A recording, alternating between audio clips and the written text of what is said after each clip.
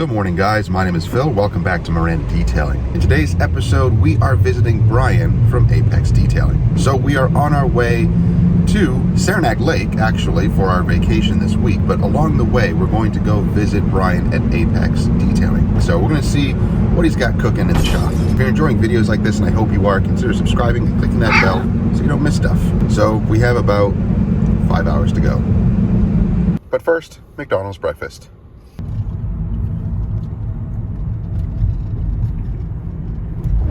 All right, guys, we are here. We are at Apex Detailing. So we're going to be hanging out with Brian for a couple of hours, and we're going to be finishing up actually a video of his, and he's going to be bringing me in kind of like a little interview, and we're going to be talking about the detailing workshop, the training that we have at our facility.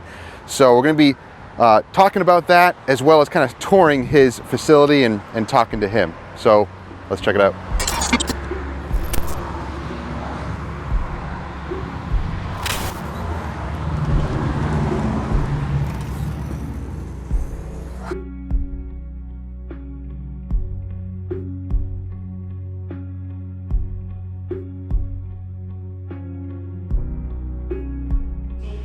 We can quickly talk about how you can be successful and not have the flashy shop. All right, guys, so we're here at Brian's shop, and we've been talking about his new product line and a bunch of other stuff. But yeah, let's tour his shop, and we'll ask him a few questions, and he'll give you some information as far as his new product line and about his nice little shop here. So, Brian, thanks for having me here.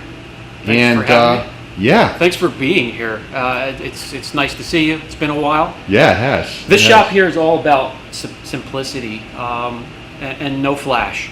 Right here, it's all about the work and the customer, not about us, not about coming to a museum. The overhead is low here. It's really small and cozy. We did move from a larger shop, just more efficient in a small, concentrated area.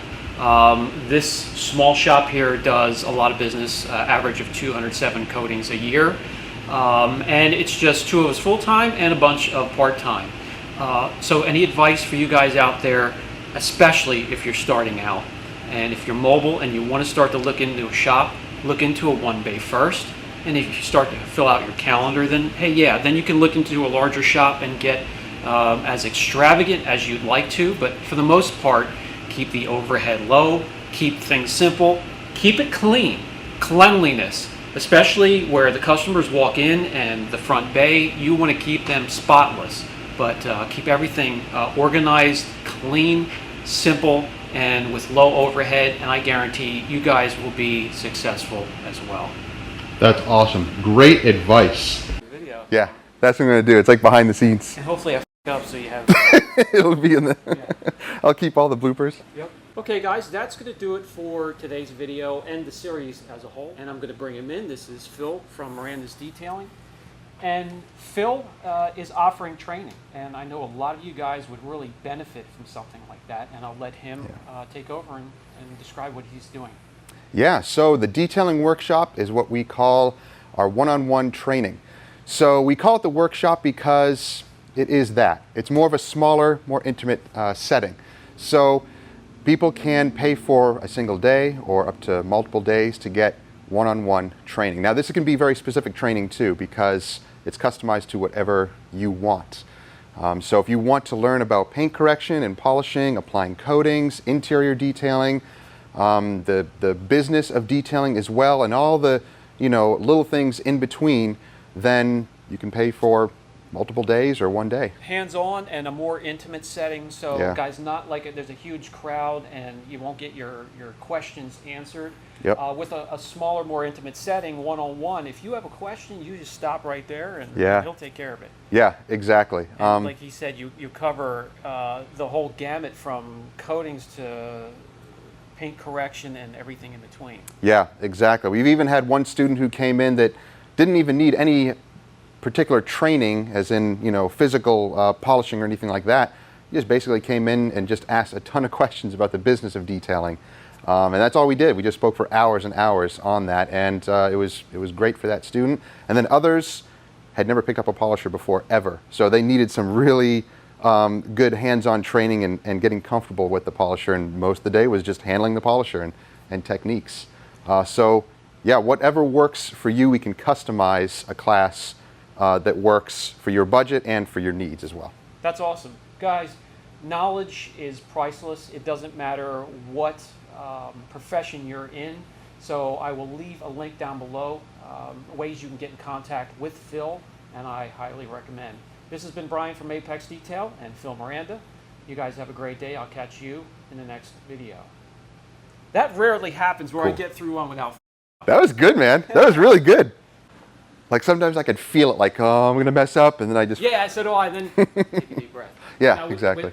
Let the mouth catch up with the thoughts, and then I'm fine. But sometimes I catch myself in the videos. Other people don't even see it, but I see it where the words are starting to get jumbled because I'm getting way out in front of myself. Yeah. All right, well, let's start over here in the corner, and we have the quick jack system, same ones that we have. Absolutely, nothing extravagant, just everything that is effective. Yep. And then we just surround ourselves. We keep it orderly, but we surround ourselves with it and keep it clean. Now, I do have to mention, things are not as orderly as we like to keep them here. We just got a shipment for our product, the product line, which is starting to take off. And this is the kind of mess that we're running into here, unpacking boxes, getting the bottles packaged and shipped out. And it just, it looks like a tornado ravaged the area, but it's just, that comes with the territory. Yeah. Otherwise, clean, but small and cozy. We have all the polishers, all the tools that we need, the brushes. My chemicals I keep in the back, or I keep on our bun rack, a neat detailing rack that was, you know. You can either put chemicals on it or bread. Bread, yeah. But no, it's great. You can add as many shelves as you want to.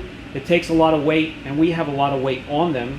And with the big dollies, you could take them over your tracks floors or a cement floor, and it works perfectly fine. This guy here, a blast cabinet, of course, that we turned into our pad cleaning. And as you can see, we need to clean that out. Oh, nice. But that is what we do not have to breathe because it gets contained. Turn on the vac, and we have a hose connected to it. The fibers go down into the hose, into the vac, and then you just clean that out. Oh, that's awesome. That's a great system for cleaning pads. Nice. Eliminate the dust completely. Yeah. Yep. Awesome. And that's all there is to it. Steamers, you got your vacs, everything within arm's reach. You know, nothing really extravagant, just effective. And that's how you keep your overhead low, by getting the things that you need, not that you want. You know, if you're running a business and you want to be successful long term, that's what you really need to concentrate on. Yeah, that makes sense. Yep. I think the same thing with our business. We keep things very low key, and no huge gigantic shop. I mean, that's nice if you love to run that, that's great, but yeah, for us, I think I'd rather just keep things small and manageable. Less stress. I've been through it, and it's just it's a lot more stress. It takes a lot more of your time. Yep. Down here, because there's not a lot of room, we can control the spending on chemicals and tools and microfibers needed, because there's just not a lot of space to store them. So again, that helps to keep the overhead low, and you only have things that you need. Your high quality microfibers, and then you got the secondaries and the third tier microfibers. You only carry as much as you need because you can't fit a lot to begin with. Yep, that makes sense. Yeah, so we were just filming a little bit over here. He's finishing up one of his videos, and the nice backdrop. I love that backdrop. That is nice.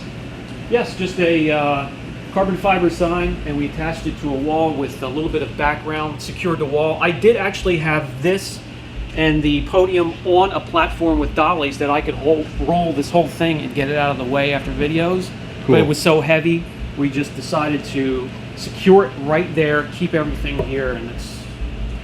Yeah, I like that. That looks really, really nice. I'm trying to get a neon sign for ours, like a little 2-foot wide neon sign that I'm going to put in our shop somewhere. Absolutely. That's going to be cool. Great for a backdrop, or just having when customers come in to walk around, look at the car, they always see that. That looks nice. But, Yeah, Yeah. the intros and outros probably make it look like I'm in a huge building, but It no, does. it's in this tiny shop. Yeah, I mean, look at the size of it. You know, I know it's kind of hard to tell on camera, but I mean, it does fit everything very efficiently. I really like the system here. Now, was this here the cabinets in the top here, or did you put that in there?